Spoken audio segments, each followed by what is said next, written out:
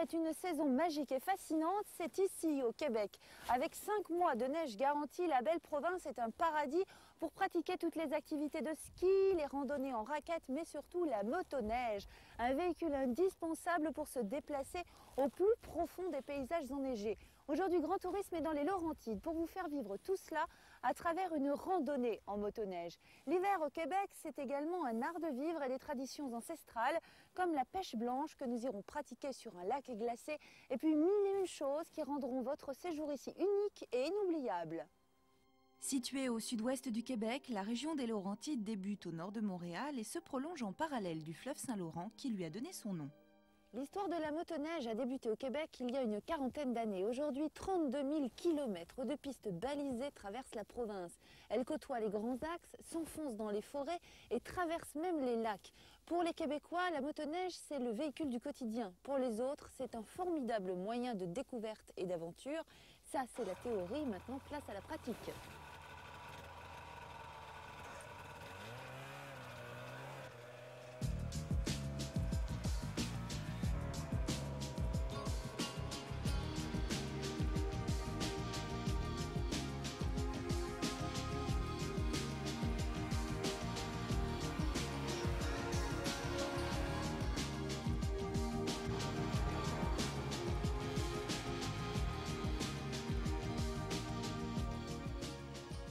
Première halte de notre randonnée, Mont-Tremblant, station vedette des Laurentides.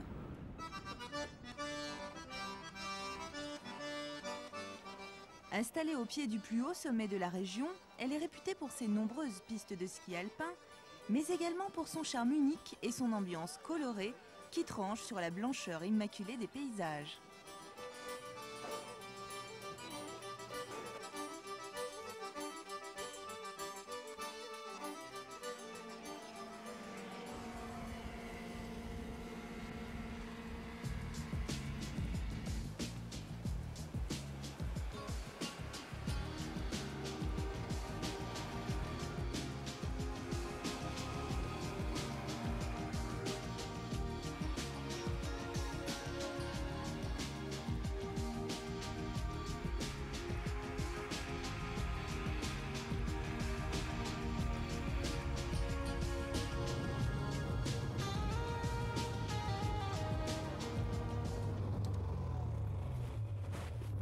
Petite pause. Profitez du soleil. Le soleil est là, mais il fait frais, non? Oui, il fait moins 25 là. On va garder notre cagoule. Hein? Oui, hein? Alors Mike, là on vient de faire une belle balade déjà. En général, quand vous partez 1, 2 ou 3 jours, vous emmenez combien de personnes? Ça pourrait aller de 1 à 50 personnes. Vous avez combien de guides dans ces cas-là? On a 5, 6 que nous autres on se sert régulièrement. Mais déjà en une journée, on peut bien profiter des kilomètres et des kilomètres de pistes qui existent ici. Ah oui, on est bon pour faire au moins 100 à 125 km par jour. Le fonctionnement de la motoneige est relativement simple. Combien de temps dure l'initiation? Ça prend à peu près 5 minutes, le temps de leur expliquer l'accélérateur, les freins, marche arrière, poignée chauffante. Le coupe-circuit en cas de problème. Et puis un petit peu se pencher dans les virages, toutes sortes de choses. C'est ça, pour qu'ils voient la sensation. Mais ça, ils l'apprennent dans les premières 5 minutes à peu près. Il faut faire attention parce que c'est un engin qui peut aller très vite. Très vite, au-dessus de 100 km/h. Les 32 000 km de pistes réservées aux motoneiges sont également utilisées l'été au Québec. Elles sont le domaine des cyclistes, des randonneurs à pied et puis également des quads, un autre engin pour venir goûter à l'aventure au Québec. Pour le moment, la neige est toujours là, alors nous allons en profiter, faire encore quelques kilomètres à bord de cet engin vraiment grisant pour nous rendre jusqu'à la pourvoirie Barou où nous attend Michel qui va nous faire découvrir, lui, une vieille tradition québécoise, la pêche blanche. On y va, Mike ?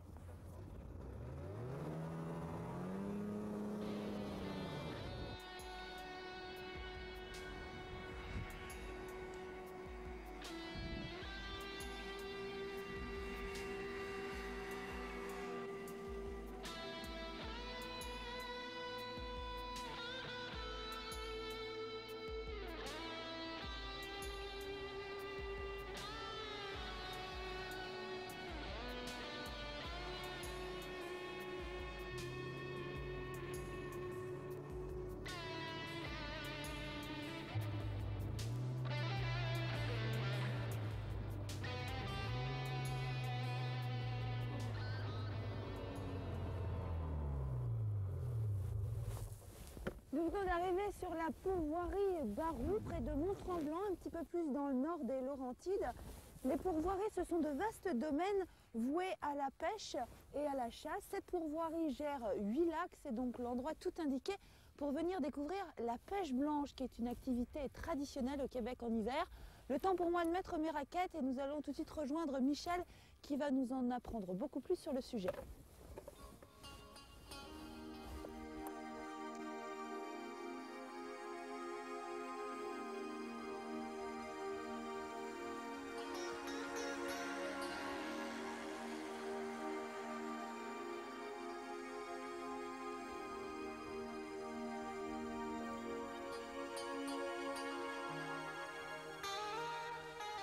Bonjour Michel. Bonjour, ça va? Oui, bien.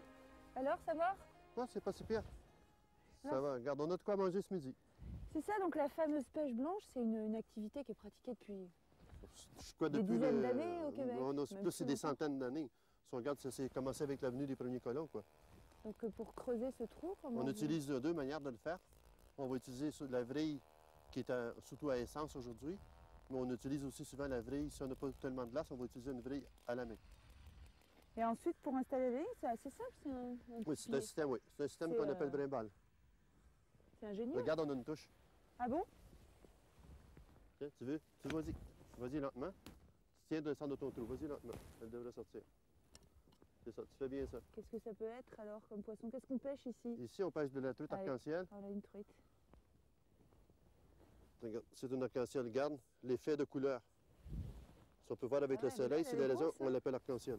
Michel, quand vous emmenez des touristes découvrir la pêche blanche, combien de temps vous leur consacrez? Oui, ça dépend toujours de le temps que les gens ont. Souvent, les gens vont venir plus en demi-journée. D'autres personnes viennent en une journée. Il y a des gens aussi qui peuvent venir sur un séjour de 7 jours. Michel, il y a la pêche blanche, mais vous emmenez également les touristes dans la forêt pour découvrir toutes les autres activités que l'on peut faire en hiver. Qu'est-ce que vous leur proposez également? Souvent, les gens leur proposent aussi de venir avec nous en forêt voir un peu c'est quoi le côté trappeur, parce que les gens peuvent voir aussi une réalité de ce qu'on fait, avec un côté survie, le nom des plantes, qu'est-ce qu'on peut manger, de quoi on peut se nourrir, aussi de quoi on peut se soigner. C'était vraiment parce que la forêt est très, très gentille, sauf qu'elle peut devenir très mauvaise. Donc c'est tout ça que vous montrez aux touristes qui viennent, ils doivent être complètement gens, épatés parce que... Oui, les gens sont assez bien emballés parce que c'est vraiment une découverte de notre monde, quoi. Parce que la forêt, c'est un monde à part, si on peut dire.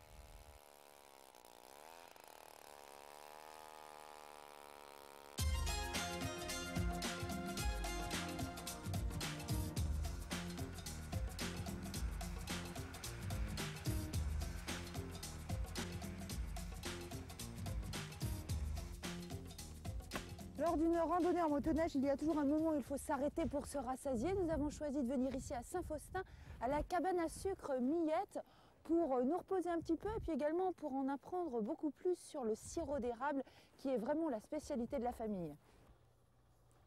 Benoît, la fabrication du sirop d'érable n'a plus de secret pour la famille Millette parce que c'est une activité que vous pratiquez depuis bien longtemps maintenant. C'est bien ça. Depuis 1877, l'arrière-grand-père a débuté à faire la récolte de l'eau d'érable sur le dessus de la montagne avec une petite cabane à sucre. Alors l'eau, vous la récupérez dans un seau qui est accroché à l'érable et ensuite, que faites-vous subir à cette sève pour obtenir le sirop? Alors, nous récoltons dans un seau 7 litres d'eau d'érable. On le prend et on le transvite dans un tonneau qui est transporté par les chevaux à la cabane à sucre pour faire de l'eau d'érable en sirop d'érable. Et puis pour que la tradition soit complète, il faut venir goûter la tire sur la neige. Alors là, ça demande explication parce qu'on en Oui. entend beaucoup parler, mais moi je ne l'ai jamais vu. Alors là, il faut me montrer, Benoît, comment on fait la tire sur la neige. Exactement. J'aimerais ça te montrer un peu. Alors, comment qu'on fonctionne? On dépose un petit peu de tire sur la neige. Alors, C'est du sirop qu'on a chauffé. exactement, à 5 degrés de plus que le sirop. Et on obtient un genre de bonbon qu'on dépose sur la neige et qu'on mange avec un petit bâtonnet, comme sucette. Il faut attendre que ça refroidisse un On va petit peu. attendre quelques instants. Est-ce Ça, que je c'est- peux t'accompagner? Ah bah oui, Oui. avec plaisir. Ça, c'est quelque chose qu'aiment faire les enfants, mais les parents aussi, je crois, non? Oui, mais plus les enfants, je dirais. Alors, les enfants vont laisser tomber la soupe aux pois et l'omelette là, pour venir manger la tire d'érable sur la neige après le repas, oui. Et nous, on le mange, on le mélange avec la neige pour enlever un peu le goût du sucre parce que c'est très concentré, hein, comme C'est comme délicieux. produit. Après une journée passée en plein air par des températures plus que vivifiantes, un hôtel chaleureux et confortable est toujours le bienvenu. L'auberge du Mont-Gabriel, implantée depuis 60 ans, est l'endroit tout indiqué. L'auberge dispose de 127 chambres et suites qui ont gardé intacte l'ambiance typique des chalets québécois. Toutes les activités de neige sont à portée de main et l'après-ski est aussi complet puisque vous pouvez profiter de massages, d'une piscine et d'un sauna.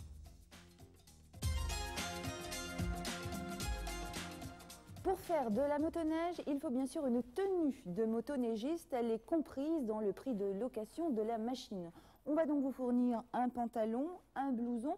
Sous ces vêtements très chauds, évitez de porter un jean. Choisissez de préférence un caleçon, quelque chose d'assez confortable. On vous donnera également des bottes étanches, des moufles qu'on appelle des mitaines au Québec, un casque pour la sécurité et puis la visière, je peux vous le garantir, vous sera bien utile pour vous protéger du vent. Seul achat que vous devrez faire, bien c'est cette petite cagoule en coton, elle coûte quelques dollars et elle est indispensable pour l'hygiène. Mike nous parlait tout à l'heure des randonnées de 5 voire 6 jours, alors soyez raisonnable si vous n'avez jamais fait de motoneige, commencez par une demi-journée voire une journée pour juger de vos capacités et puis peut-être que l'année suivante vous pourrez vous lancer dans une randonnée un petit peu plus longue. Pour piloter une motoneige sur le réseau québécois, il faut détenir un permis de conduire voiture ainsi qu'une assurance responsabilité. Il existe des vols quotidiens au départ de la France. Pour le Québec, il faut compter environ 7h30 de voyage. Enfin, pour plus de renseignements, un numéro gratuit est à votre disposition pour joindre Tourisme Québec à Montréal.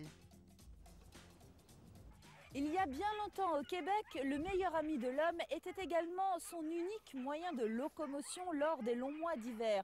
Le traîneau à chien est un peu l'ancêtre de la motoneige. Aujourd'hui, il n'est plus utilisé pour le transport, mais l'est toujours pour le plaisir. C'est une façon magique de parcourir les paysages enneigés des Laurentides. C'est sur la trace des aventuriers du Grand Nord québécois que je vous dis au revoir pour aujourd'hui. À très bientôt dans un autre grand tourisme. Ok, ça, en avant! En avant! Dans ce pays de poudrerie, mon père a fait bâtir maison. Et je m'en vais être fidèle à sa manière, à son modèle. La chambre d'amis sera-t-elle qu'on viendra des autres saisons pour se bâtir à côté d'elle? Mon pays, ce n'est pas un pays, c'est l'hiver. Mon refrain, ce n'est pas un refrain, c'est rafale. Ma maison, ce n'est pas ma maison, c'est froid dur.